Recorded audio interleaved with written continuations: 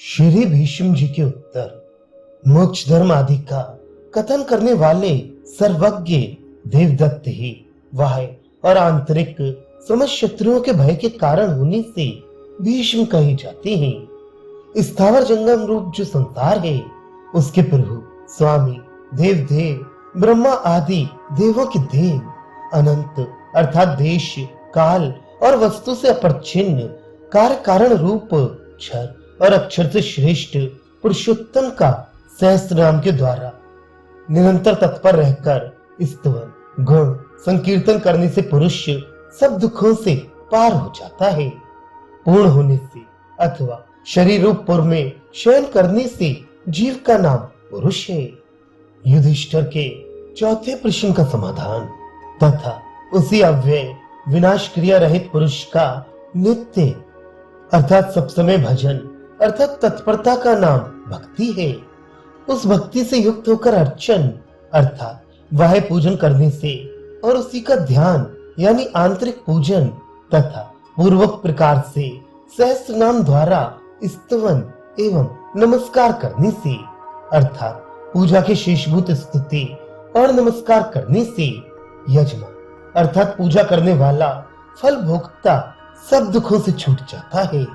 अथवा यह समझो कि अर्चन शब्द से बाह्य और आंतरिक दो प्रकार का अर्चन कहा गया है तथा ध्यान स्तवन और नमन करते हुए इससे मानसिक वाचिक और कायिक पूजन बताया गया है। श्री युधिष्ठिर के तीसरे प्रश्न का उत्तर अनादि निधन अर्थात होना जन्म लेना बढ़ना बदलना क्षीण होना और नष्ट होना इन छह भाव विकारों से रहित विष्णु अर्थात व्यापक तथा संपूर्ण लोकों के महेश्वर जो दिखलाई थे उस दृश्य वर्ग का नाम लोक है। उसके नियंता ब्रह्मा आदि के भी स्वामी होने से जो सर्वलोक महेश्वर और सारे दृश्य वर्ग को अपने स्वाभाविक ज्ञान से साक्षात देखने के कारण लोकाध्यक्ष हैं।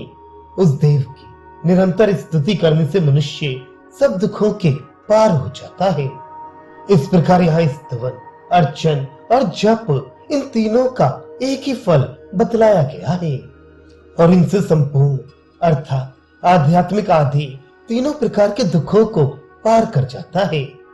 उस स्तुति करने योग्य देव के ही विशेषण फिर भी बतलाते हैं जो ब्रह्मण अर्थात जगत की रचना करने वाले ब्रह्मा के तथा ब्राह्मण तप और श्रुति के हितकारी हैं। सब धर्मों को जानते हैं। लोकों की अर्थात प्राणियों की कीर्ति यानी यश को उनमें अपनी शक्ति से प्रविष्ट होकर बढ़ाते हैं। जो लोकनाथ अर्थात लोकों से प्रार्थित अथवा लोकों को अनुतप्त या शासित करने वाले अथवा उन पर प्रभुत्व रखने वाले हैं।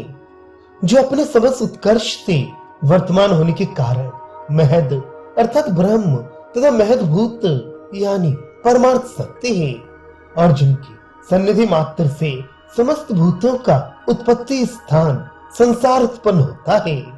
इसलिए जो समस्त भूतों के उद्भव स्थान है उन परमेश्वर का स्तवन करने से मनुष्य सब दुखों से छूट जाता है। श्री युधिष्ठिर के पांचवें प्रश्न का उत्तर श्री भीष्म जी कहते हैं संपूर्ण विधि रूप धर्मों में मैं आगे बतलाए जाने वाले इसी धर्म को सबसे बड़ा मानता हूँ कि मनुष्य श्री पुंडरीकाक्ष का अर्थात अपने हृदय कमल में विराजमान भगवान वासुदेव का भक्ति पूर्वक तत्परता सहित गुण संकीर्तन रूप स्तुतियों से सदा अर्चन करे यानी मनुष्य आदर पूर्वक पूजन करे। इस प्रकार जो ये धर्म है यही मुझे सबसे अधिक मान्य है। इस तरह इसका पूर्व से संबंध है।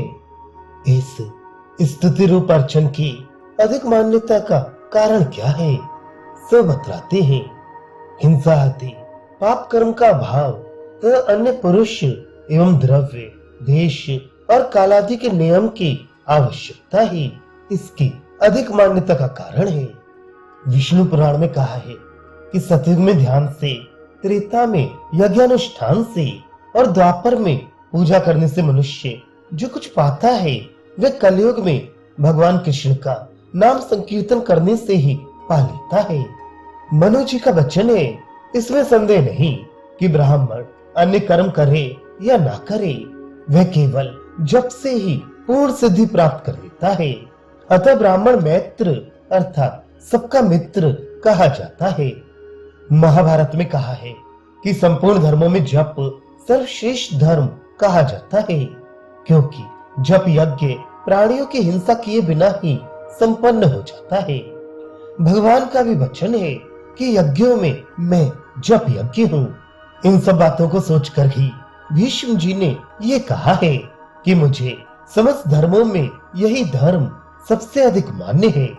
श्री युधिष्ठिर के दूसरे प्रश्न का समाधान, जो सबका प्रकाशक परम अर्थात उत्तम और महान बृहत चिन्मय प्रकाश है, जिसके विषय में जिस तेज से प्रकाशित होकर सूर्य तपता है, उसे देवगण ज्योतियों की ज्योति कहते हैं। वह न सूर्य का प्रकाश पहुंचता है और न चंद्रमा या तारों का, इत्यादि श्रुतियों से तथा सूर्य के अंतर्गत जो तेज है इत्यादि स्मृतियों से भी यही प्रमाणित होता है। जो परम तप अर्थात तपने वाला यानी आज्ञा देने वाला है, जैसा कि जो इस लोक की परलोक को तो समस्त प्राणियों को उनके भीतर स्थित होकर शासित करता है। इस श्रुति द्वारा अंतर्यामी ब्राह्मण में उसको सबका नियामक कहा गया है। 73 श्रुति में भी कहा है, इसी के भय से वायु चलता है, इसी के भय से सूर्य उदित होता है तथा इसी के भय से अग्नि, इंद्र और पांचवा मृत्यु दौड़ता है इत्यादि। तपता है अथवा शासन करता है, इसलिए वह तप है। उसका ऐश्वर्य अपरिमित है, इस कारण वह महान है। श्रुति भी कहती है कि वह सर्वेश्वर है। जो सत्यादि लक्षणों वाला पर ब्रह्म तथा महत्ता युक्त होने के कारण महान है, और जो पुनरावृत्ति की शंका से रहित परम श्रेष्ठ परायण है। परम अयन आश्रय का नाम परायण है। यह सर्वत्र परम शब्द का ग्रहण होने से सूर्य आदि अन्य तेजों का पृथक्करण किया गया है, और जो देव इस पद की विशेषता बताई गई है। जो देव परम तेज, परम तप, परम ब्रह्म और परम परायण है, वही समस्त प्राणियों की परम गति है। यह इस वाक्य का अर्थ है। श्री युधिष्ठिर के प्रथम प्रश्न का समाधान, श्री भीष्म जी कहते हैं, जो पवित्रों में पवित्र अर्थात पवित्र करने वाले तीर्थाधिकों में पवित्र है। परम पुरुष परमात्मा ध्यान, दर्शन, कीर्तन, स्तुति, पूजा, स्मरण तथा प्रणाम किए जाने पर समस्त पापों को जड़ से उखाड़ डालते हैं, इसलिए वे परम पवित्र हैं। अथवा यूं समझो कि परमात्मा अपने स्वरूप के यथार्थ ज्ञान से संसार बंधन के हेतुभूत पुण्य पाप रूप कर्म और उसके कारण भूत अज्ञान सबको नष्ट कर देती है, इसलिए वे पवित्रों में पवित्र हैं। मोक्षदाता श्री हरि ध्यान करने वाले को सर्वदा रूप, आरोग्य, संपूर्ण पदार्थ और प्रासंगिक भोग भी दे देती है। जो अपना स्मरण किए जाने पर समस्त क्लेशों को दूर कर देती है, और सब चिंतनियों को छोड़कर उस अच्युत का ही चिंतन क्यों नहीं किया जाता। स्नान आदि समस्त कर्मों को करते हुए श्री नारायण देव का ध्यान करना चाहिए। यह भगवत स्मरण ही संपूर्ण दुष्कर्मों का प्रायश्चित है। इस विषय में श्रुति भी सहमत है। संसार रूप सर्प द्वारा डसे जाने से निश्चेष्ट हुए पुरुष के लिए एकमात्र औषध रूप कृष्ण, इस मंत्र को सुनकर मनुष्य मुक्त हो जाता है। अत्यंत पापी पुरुष भी एक पल के लिए भी अच्युत का ध्यान करने से बड़ा भारी तपस्वी और पंक्ति पावनों को भी पवित्र करने वाला हो जाता है। समस्त शास्त्रों का मंथन करने पर और उनका पुनः पुनः विचार करने पर यही निश्चित होता है कि सर्वदा श्री नारायण का ध्यान करना चाहिए। हे विप्रगण, आप लोगों को सर्वदा सत्य गुण संपन्न होकर एकमात्र श्री हरि का ही ध्यान करना चाहिए। आप सदा ओम का जप और श्री केशव का ध्यान करें। उस बराबर परमात्मा का दर्शन कर लेने पर जीव की अविद्या रूप हृदय ग्रंथि टूट जाती है और उसके संपूर्ण संशय नष्ट हो जाते हैं और सारे कर्म क्षीण हो जाते हैं। हे मैत्रेय, स्वर्ण आदि धातुओं को जिस प्रकार अग्नि पिघला देता है, उसी प्रकार जिसका भक्ति युक्त नाम संकीर्तन संपूर्ण पापों का अत्युत्तम विलापन है, अर्थात लीन करने वाला है, जिसका नाम का विवश होकर कीर्तन करने से भी मनुष्य सिंह से डरे हुए हिरणों के समान तुरंत ही समस्त पापों से छूट जाता है। सतयुग में ध्यान से, त्रेता में यज्ञ अनुष्ठान से और द्वापर में भगवान के पूजन से मनुष्य जो कुछ प्राप्त करता है, वह कलयुग में श्री केशव का नाम संकीर्तन करने से ही पा लेता है। श्री हरि का यदि दुष्चित पुरुषों से भी स्मरण किया जाए तो वे उनके समस्त पापों को हर लेते हैं। जैसे अनिच्छा से स्पर्श करने पर भी अग्नि जला ही डालता है। श्री वासुदेव के जानकर अथवा बिना जाने किसी भी प्रकार किए हुए कीर्तन से जल में पड़े हुए नमक के समान समस्त दोष लीन हो जाते हैं। जिसमें चित्त लगाने वाला नरकगामी नहीं होता, जिसके चिंतन में स्वर्गलोक भी विघ्न रूप है, जिसमें चित्त लग जाने पर ब्रह्मलोक भी तुच्छ प्रतीत होता है, तथा जो अविनाशी प्रभु शुद्ध बुद्धि वाले पुरुषों के हृदय में स्थित होकर उन्हें मुक्ति प्रदान करता है, उस अच्युत का चिंतन करने से यदि पाप विलीन हो जाते हैं तो इसमें क्या आश्चर्य है। अग्नि को शांत करने में जल और अंधकार को दूर करने में सूर्य समर्थ है, तथा कलयुग में पाप समूह की शांति का उपाय श्री हरि का नाम संकीर्तन है। श्री हरि का नाम ही मेरा जीवन है। इसके अतिरिक्त कलयुग में और कोई उपाय नहीं है। सर्वव्यापक विष्णु भगवान का स्तवन करने से मनुष्य निष्पाप हो जाता है। विष्णु भगवान का नित्य प्रति पूजन करने से समस्त पाप नष्ट हो जाते हैं। जिनके हृदय में समस्त मंगलों के स्थान भगवान श्री हरि विराजते हैं, उन्हें कभी किसी कार्य में कोई अमंगल प्राप्त नहीं होता। श्री जनार्दन भगवान का सदा समेत होकर चिंतन करना चाहिए। यही इस जीव की परम रक्षा है। भला जो भगवान के आश्रित है उसे कौन कष्ट पहुंचा सकता है। 1000 बार गंगा स्नान करने से और करोड़ों बार पुष्कर क्षेत्र में नहाने से जो पाप नष्ट होते हैं, वे श्री हरि का स्मरण करने से ही नष्ट हो जाती है। जो पुरुष अविनाशी नारायण देव का एक मुहूर्त भी चिंतन करता है, वह भी सिद्धि प्राप्त कर लेता है। फिर जो भगवत परायण है, उसकी तो बात ही क्या है। जितने भी तप और कर्म रूप प्रायश्चित है, उन सब में श्री कृष्ण का स्मरण करना सर्वश्रेष्ठ है। मनुष्य को नरक की यातनाएं प्राप्त कराने वाले कलयुग के अति उग्र दोष, जिनका एक बार स्मरण करने से भी तुरंत लीन हो जाते हैं। श्री गोविंद एक बार स्मरण किए जाने पर भी मनुष्यों के सैकड़ों जन्मों में किए हुए पाप पुंज को इस प्रकार तुरंत ही भस्म कर देते हैं, जैसे अग्नि रुई के ढेर को जला डालता है। जिस प्रकार ऊंची ऊंची लपटों वाला अग्नि वायु के साथ मिलकर सूखी घास के ढेर को जला डालता है, उसी प्रकार चित्त में स्थित विष्णु भगवान योगियों के समस्त दोषों को नष्ट कर देते हैं। बिना ध्यान के एक मुहूर्त निकल जाने पर भी लुटेरों से लूटे जाते हुए व्यक्ति के समान अत्यंत रोदन करना चाहिए। हे महामुनि, समस्त प्राणियों के प्रभु जगत गुरु जनार्दन का निरंतर स्मरण करने से मनुष्य समस्त दुखों को दूर कर देता है और जिन जिन की इच्छा करता है उन सभी कार्यों को सिद्ध कर लेता है। इस प्रकार एकाग्र चित्त होकर श्री मधुसूदन का स्मरण करते रहने से मनुष्य जन्म मृत्यु और जरा रूप ग्राहों से पूर्ण संसार सागर को पार कर लेगा। इस दोषपूर्ण कलयुग में भी विषयासक्त मनुष्य समस्त पापों को करके भी श्री गोविंद का चिंतन करने से पवित्र हो जाता है। हे मैत्री, जप, होम तथा अर्चना आदि में जिसका चित्त भगवान वासुदेव में लगा हुआ है, उसके लिए इंद्रत्व आदि फल विघ्न रूपी है। तीनों लोकों के स्वामी, अनुपम प्रभावशाली तथा अनेक रूप से प्रकट होने वाले भगवान को सिर झुकाकर थोड़ा सा प्रणाम करने से मनुष्य के हजारों महाकल्पों में, जन्म जन्मांतरों में किए हुए संपूर्ण पाप तुरंत नष्ट हो जाते हैं।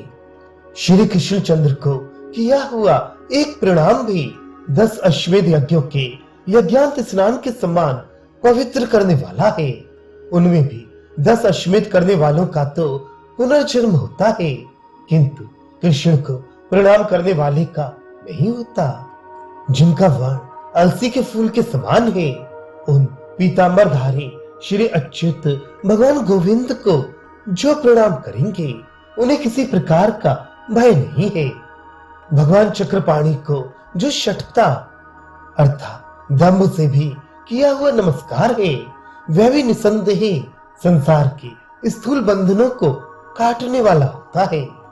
इत्यादि श्रुति, स्मृति, इतिहास और पुराणों के वचनों से यही बात सिद्ध होती है कि वे देव पवित्रों से पवित्र है। अब मंगलों का मंगल बताते हैं। मंगल सुख को कहती है। जो उसके साधन और ज्ञापक है, उनका भी परमानंद रूप परम मंगल होने से वह मंगलों का मंगल है।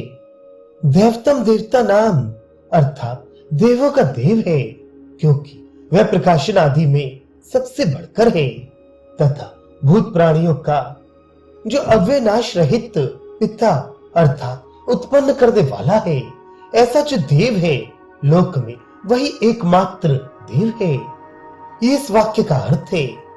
एक देव है जो सब प्राणियों में छिपा हुआ है, सर्वत्र व्याप्त है, सब जीवों का अंतरात्मा है, कर्मों का अध्यक्ष अर्थात कर्म फल का विभाग करने वाला है, सब भूतों का अधिष्ठान है तथा सबका साक्षी, सबको चेतना देने वाला एकमात्र और निर्गुण है, जो सबसे पहले ब्रह्मा को रचता है और फिर उसे वेद प्रदान करता है।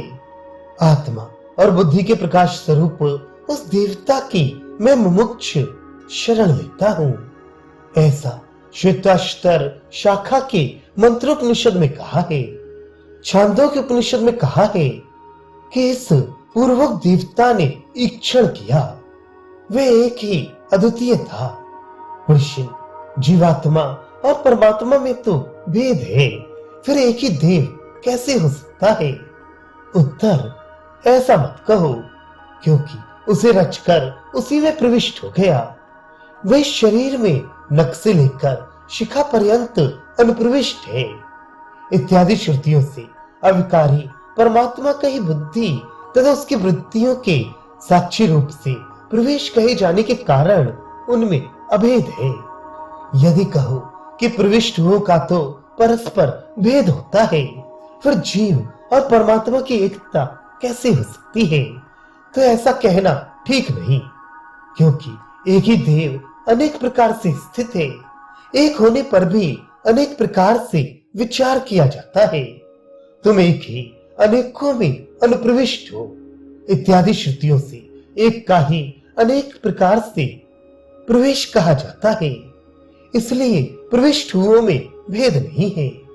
इसी विषय में हिरण्यगर्भा आदि 8 मंत्र हैं।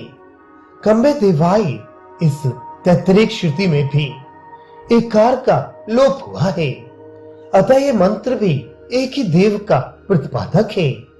कठोपनिषद में कहा है कि जिस प्रकार संसार में व्याप्त हुआ एक ही अग्नि पृथक पृथक आकारों के संयोग से भिन्न भिन्न रूप वाला होता है, उसी प्रकार समस्त प्राणियों का एक ही अंतरात्मा भिन्न भिन्न रूपों के अनुरूप और उनके बाहर भी स्थित है। जैसे एक ही विश्वव्यापी वायु भिन्न भिन्न रूपों के अनुसार तद्रूप हो गया है, उसी प्रकार समस्त प्राणियों का एक ही अंतरात्मा भिन्न भिन्न रूपों के संयोग से उनके अनुरूप है और उनसे बाहर भी सर्वत्र व्याप्त है। जिस प्रकार संपूर्ण जगत का नेत्र सूर्य दर्शन जन्य वाहे दोषों से लिप्त नहीं होता, उसी प्रकार समस्त प्राणियों का एक अंतरात्मा परमेश्वर उन सबके दुखों से लिप्त नहीं होता, क्योंकि वास्तव में वह शरीर से भिन्न है। समस्त भूतों का एक ही अंतरात्मा है जो सबको वश में करने वाला है और अपने एक ही रूप को नाना प्रकार का कर लेता है। अपने अंतःकरण में स्थित उस देव को जो धीर पुरुष देखते हैं, उन्हीं को नित्य सुख प्राप्त होता है, औरों को नहीं। जो नित्यों का नित्य और चेतनों का चेतन है तथा जो अकेला ही अनेकों की कामनाओं को पूर्ण करता है, उसे जो धीर पुरुष अपने अंतःकरण में स्थित देखते हैं, उन्हें ही नित्य शांति प्राप्त होती है, औरों को नहीं।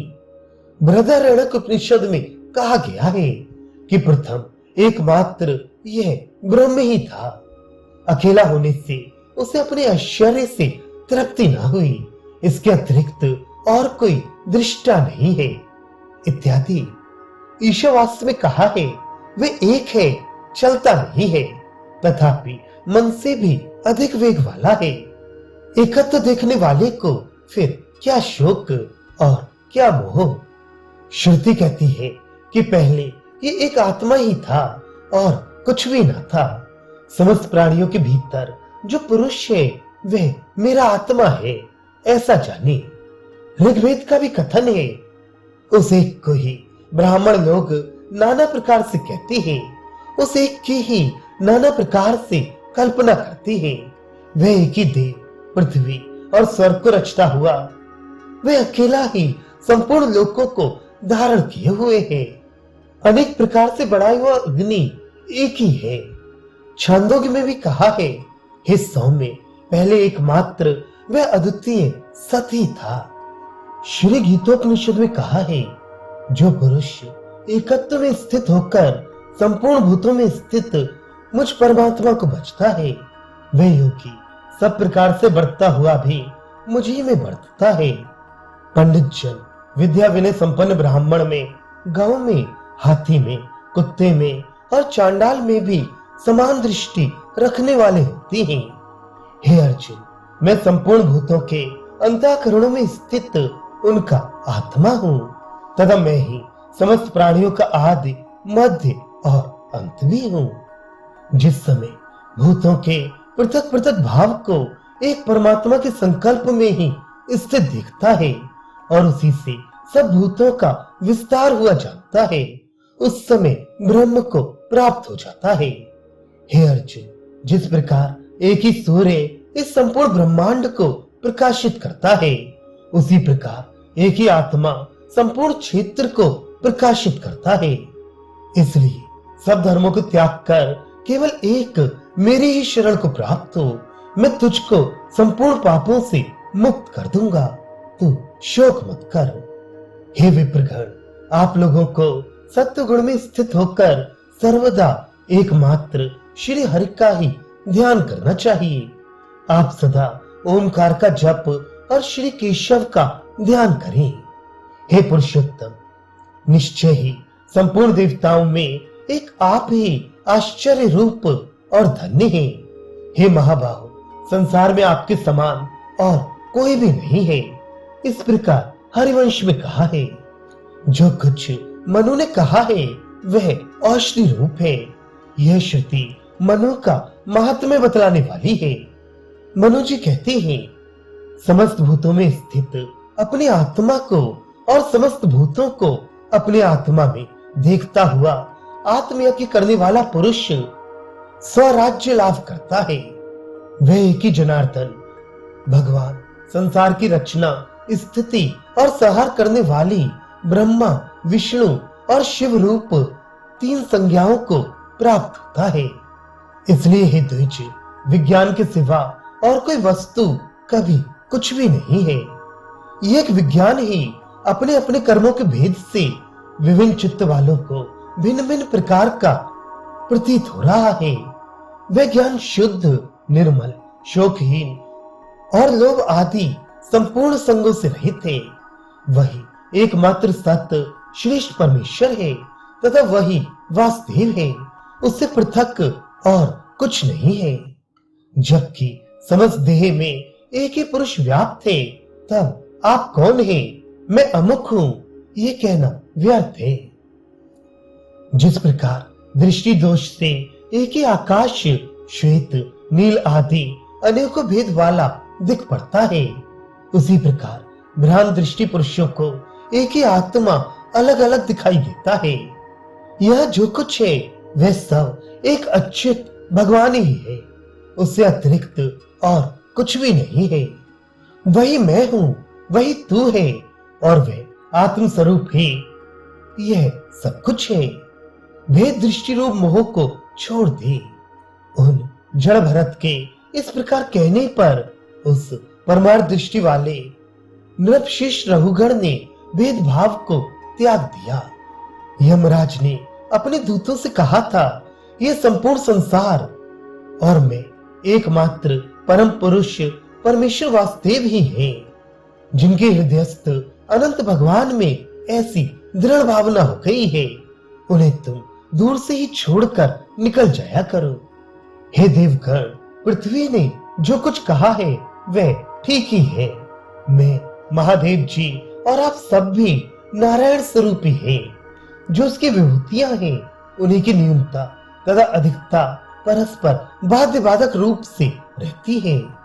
भगवान कृष्ण बलराम से कहते हैं, हे विश्वात्मन, आप और मैं दोनों इस संसार के एक ही कारण हैं। इस संसार के लिए ही हम दोनों भिन्न रूप से स्थित हैं। 2-3 लाइन पहले से श्री कृष्णचंद्र महादेव जी से कहते हैं कि जो अभय आपने दिया है वह सब मैंने भी दे ही दिया। हे शंकर, आप अपने को मुझसे पृथक न देखें। जो मैं हूं वही आप और देवता, असुर तथा मनुष्यों के सहित ये सारा संसार है। जिन पुरुषों का चित्त अविद्या से मोहित हो रहा है वे ही भेदभाव देखने वाले होते हैं। इस प्रकार विष्णु पुराण में कहा है। भविष्योत्तर पुराण में श्री महादेव जी का वचन है, जो लोग मुझे अथवा ब्रह्मा जी को विष्णु से अलग देखते हैं वे कुतर्क बुद्धि मूढ़ जन नीचे नरक में गिरकर दुख भोगते हैं, तथा जो दुष्ट बुद्धि मूढ़ लोग मुझे और ब्रह्मा जी को श्री विष्णु से पृथक देखते हैं उन्हें उससे ब्रह्म हत्या के समान पाप लगता है। इसी प्रकार हरिवंश में कैलाश यात्रा के प्रसंग में महेश्वर का कथन है, समस्त भावों के आदि मध्य और अंत आप ही हैं। ये संपूर्ण विश्व आप ही से हुआ है और आप ही में लीन होता है। हे जनार्दन, हे सर्वव्यापक देव, मैं ही तू है और तू ही मैं हूँ। संपूर्ण त्रिलोकी में हम दोनों का शब्द से या अर्थ से किसी प्रकार भी भेद नहीं है। हे गोविंद, संसार में जो जो आपके महान नाम हैं वे ही मेरे भी हैं, इसमें कोई संदेह नहीं है। हे गोपति, हे जगन्नाथ, जो आपकी उपासना है वही मेरी है। हे देव, जो आपसे द्वेष करता है इसमें संदेह नहीं, वह मुझसे भी द्वेष करता है। हे देव, क्योंकि मैं भूतपति भी आप ही का विस्तार हूं, इसलिए हे सर्वव्यापक देव, ऐसी कहीं कोई वस्तु नहीं है जो आपसे रहित हो। जो कुछ था, जो कुछ है और जो कुछ होगा, हे जगतपते, हे देवीश्वर, वह सब आप ही है। आपसे अतिरिक्त और कुछ नहीं है। ये सब वाक्य एकत्व का प्रतिपादन करने वाले हैं और परमात्मा को आत्म स्वरूप से ही प्राप्त होते हैं और आत्म स्वरूप से ही ग्रहण करते हैं। इस सूत्र में आत्मा ऐसा कहकर शास्त्रोक्त लक्षण विशिष्ट परमात्मा का ही प्रतिपादन करना अभीष्ट है, तथा जावाल शाखा वाले भी परमात्मा प्रक्रिया में हे भगवान, हे देव, तू ही मैं हूँ और मैं ही तू है ऐसा कहकर उसको आत्म स्वरूप से स्वीकार करते हैं, तथा जो यहाँ है वही अन्यत्र है, जो अन्यत्र है वही यहाँ है। जो यह इस पुरुष में है और जो आदित्य में है वह एक ही है। तब उसने अपने ही को जाना कि मैं ब्रह्म हूँ। वह यह ब्रह्म अपूर्व, अनन्य, अनंतर और अभय है। यह आत्मा ही ब्रह्म है। वह ये महान अजन्मा आत्मा जरा, मरण, मृत्यु और भय से रहित ब्रह्म ही है। इत्यादि ब्रह्म को आत्म स्वरूप से स्वीकार कराने वाले और भी बहुत से दृष्टांत ध्यान में रखने योग्य हैं। इनके सिवा ये तेरा अंतर्यामी अमर आत्मा है, जो मन से मनन नहीं किया जाता, बल्कि जिसके कारण मन का मनन करना कहा जाता है। तू उसी को ब्रह्म जान। ये लोग जिसकी उपासना करते हैं वह ब्रह्म नहीं है, वह सत्य है, वही आत्मा है और वही तू है। इत्यादि अन्य वेदांत वाक्य भी ईश्वर का आत्मभाव से ग्रहण और बोध कराते हैं। विष्णु प्रतिमा में विष्णु दृष्टि करने के समान यह प्रत्येक दर्शन ही होगा। उत्तर, ऐसा कहना ठीक नहीं। इससे परमात्मा में गौरता आ जाएगी और वाक्य का रूप भी बिगड़ जाएगा। जहां प्रत्येक दृष्टि अभीष्ट होती है वहां केवल एक बार ही कहा जाता है, जैसे मन ब्रह्म है, आदित्य ब्रह्म है इत्यादि। किंतु यहाँ तू मैं हूं और मैं ही तू है, इस प्रकार परस्पर अभेद करके कहा गया है। अतः प्रत्येक श्रुति से विरूपता होने के कारण अभेद की ही प्राप्ति होती है। इसके सिवा भेद दृष्टि की निंदा करने से भी यही सिद्ध होता है। जैसा कि जो अन्य देवता की ये समझकर उपासना करता है कि यह अन्य है और मैं अन्य हूँ, वह नहीं जानता, अतः वह देवताओं के पशु के समान है। जो इस लोक में अनेकवत देखता है वह मृत्यु से मृत्यु को प्राप्त होता है। जिस प्रकार पर्वत शिखर पर बरसा हुआ जल पर्वतों के निम्न भागों में फैल जाता है, उसी प्रकार आत्मधर्मी अर्थात देहधारी जीवों को विभिन्न देखकर उन उपाधियों ही का अनुगमन करता है। दूसरे से निश्चय ही भय होता है। जिस समय यह इस आत्मा में थोड़ा सा भी अंतर करता है तभी इसे भय होता है। ऐसा मानने वाले विद्वान को भी वह भेद ज्ञान भय रूपी होता है। जो सबको आत्मा से भिन्न दिखता है उसका सब तिरस्कार कर देते हैं इत्यादि। इस प्रकार की अनेकों श्रुतियां भेद दृष्टि की निंदा करती हैं तथा ये सब आत्मा ही है। आत्मा को जान लेने पर यह सब जान लिया जाता है। ये जो कुछ है सब आत्मा ही है, यह सब ब्रह्म ही है इत्यादि श्रुतियां अभेद का प्रतिपादन करती हैं। स्मृति भी कहती है, हे पांडव, जिसे जानकर फिर तो इस प्रकार मोह को प्राप्त नहीं होगा और जिसके द्वारा तू संपूर्ण भूतों को अपने आत्मा में और मुझ में भी देखेगा, अर्थात क्षेत्र और क्षेत्रज्ञ ईश्वर की संपूर्ण उपनिषदों में प्रसिद्ध एकता देखेगा, जिसके द्वारा संपूर्ण भूतों में एक अविनाशी भाव देखता है और उस आत्म तत्व को विभिन्न भूतों में अभिन्न रूप से स्थित जानता है। उस ज्ञान को सात्विक जानो। इस प्रकार भगवान ने भी अद्वैत आत्मदर्शन ही सम्यक दर्शन है ऐसा कहा है। अतः आत्म स्वरूप ईश्वर में ही मन को स्थिर करना चाहिए।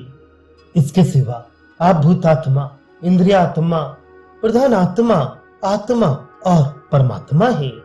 इस प्रकार आप अकेले ही 5 प्रकार से स्थित हैं तथा अथवा हे अर्जुन, इन सबको बहुत जानने से तुम्हें क्या प्रयोजन है? मैं अपने एक अंश से ही इस संपूर्ण जगत में प्रविष्ट होकर स्थित हूँ इत्यादि स्मृतियां भी यही बतलाती हैं। अविद्या रूप उपाधि के संबंध में भी ये प्रमाणवाद है कि एक ही महान आत्मा है, वही अहंकार कहा जाता है और उसे ही तत्वज्ञानी लोग जीव या अंतरात्मा कहकर वर्णन करते हैं। तथा विष्णु पुराण में कहा है, विविध जनक ज्ञान के आत्यंतिक नाश को प्राप्त हो जाने पर आत्मा और ब्रह्म का भेद जो सर्वथा असत्य है कौन करेगा? हे राजन, आत्मा और परमात्मा का विभाग अज्ञान कल्पित ही है। उस अज्ञान के नष्ट हो जाने पर जीव और ब्रह्म का विभाग अभाग रूप ही है। विष्णु धर्म में कहा है कि जिस प्रकार एक घटाकाश की धूल या धुएं से व्याप्त होने पर उससे दूरवर्ती अन्य घटाकाश कहीं किस समय मलिन नहीं होते, उसी प्रकार अनेकों दंदों से एक जीव के मलिन हो जाने पर अन्य जीव कभी मलिन नहीं हो सकते। ब्रह्म याज्ञवल्क्य में कहा है, जिस प्रकार एक ही आकाश घट आदि उपाधियों में पृथक पृथक प्रतीत होता है, उसी प्रकार जल के पात्रों में प्रतिबिंबित सूर्य के समान एक ही आत्मा अनेक उपाधियों में अनेक सजान पड़ता है।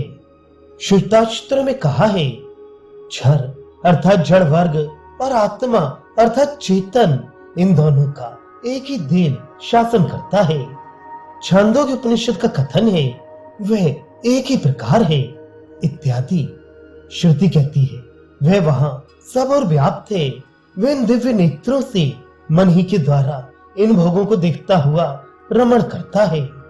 अविकारी परमात्मा ही ये अपना आत्मा रूप जीव है तथा वही ये इसमें अनुप्रविष्ट है, ऐसी बृहदारण्यक श्रुति भी है।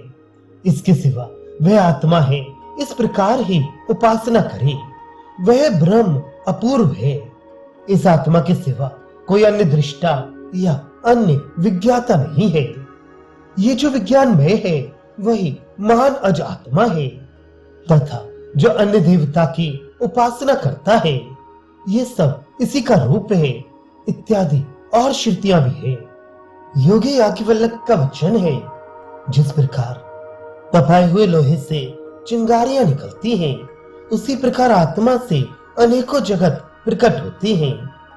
ब्रह्म पुराण में कहा है कि वे अजन्मा ही शरीर ग्रहण करने के कारण जात अर्थात जन्मा हुआ कहा जाता है। इसके सिवा जिस प्रकार रात्रि के समय घर में पड़ा हुआ रस्सी का टुकड़ा सर्प के समान प्रतीत होता है तथा तिमिर रोग से पीड़ित नेत्र वालों को आकाश में एक ही चंद्रमा दो जैसा जान पड़ता है, उसी प्रकार एक ही नित्योदित स्वयं ज्योत सर्वगामी परम पुरुष परमात्मा समस्त उपाधियों में स्थित होकर भास रहा है। वह अहंकार रूप अविवेक के कारण ही मैं करता हूं ऐसा मानता है तथा इसी प्रकार यह पुरुष प्रज्ञात्मा के साथ मिलकर और हिस्सों में उस समय वह सत से युक्त हो जाता है इत्यादि। एवं श्री हरि अपनी माया से अपने को मोहित कर द्वैत रूप माया के कारण अपने को गुण युक्त अनुभव करते हैं तथा क्षेत्रज्ञ भी मुझे ही जान, ऊपर को जाते अथवा स्थित होते हुए तथा ज्ञान अज्ञान से ढका हुआ है। अव्यक्त से विशेष पंचभूत पर्यंत सब अविद्या रूप ही माना गया है और यह सब अंधकार में था। विकार वाणी का विलास मात्र है। जहां द्वैत के समान होता है वहीं अन्य अन्य को देखता है। जहां इसके लिए सब आत्म स्वरूप ही हो गया, वहां किससे किसको देखे और किससे किसको सूंघे।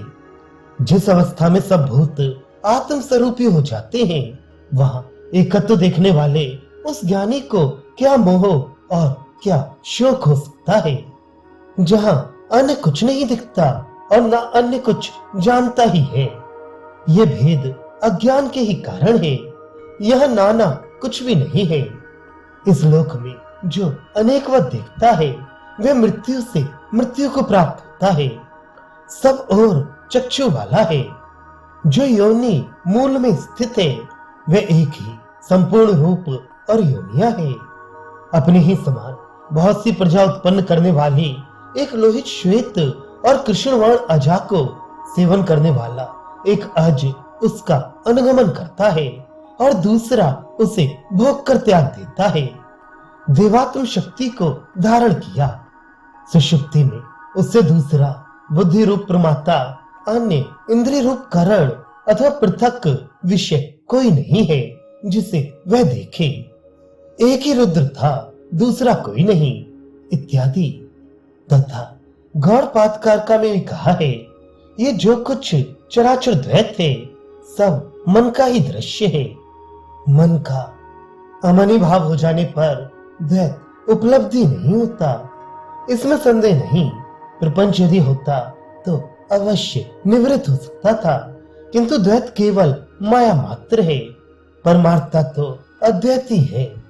जिस प्रकार स्वप्न में मन माया से ही द्वैत का स्मरण करता है, उसी प्रकार मायावश मन ही जागृति में द्वैत का स्मरण करता है इत्यादि। तथा स्वप्न आदि विषयों के समान संपूर्ण भूत दृश्य रूप हैं, इसलिए तर्क से भी प्रपंच की मनोमात्रता ही जानो, दूसरे से निश्चय ही भय होता है। आत्मा को जान लेने पर यह आत्मा की कार्य कारणता नहीं रहती, एक ही देव संपूर्ण भूतों में छिपा हुआ है, ये पुरुष असंग ही है इत्यादि।